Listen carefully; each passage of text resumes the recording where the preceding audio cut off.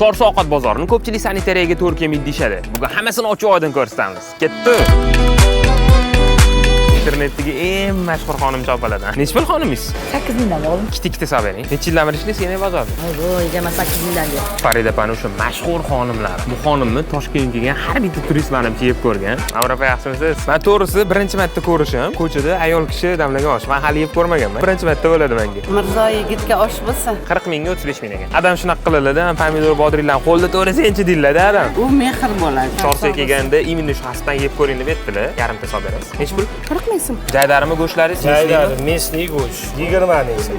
Go'sht yog'iga javon. Ana endi mazza qilib yeymiz. Bismillahirrohmanirrohim. Qisqa lo'nda. Uncha erkaklar ham bunaqa osh tayyorlamaydi. Qasib ko'ramiz. Ortiqcha hidi yo'q. Mazza. Joylari jaydar. Eski, lekin hamma yoq top-toza.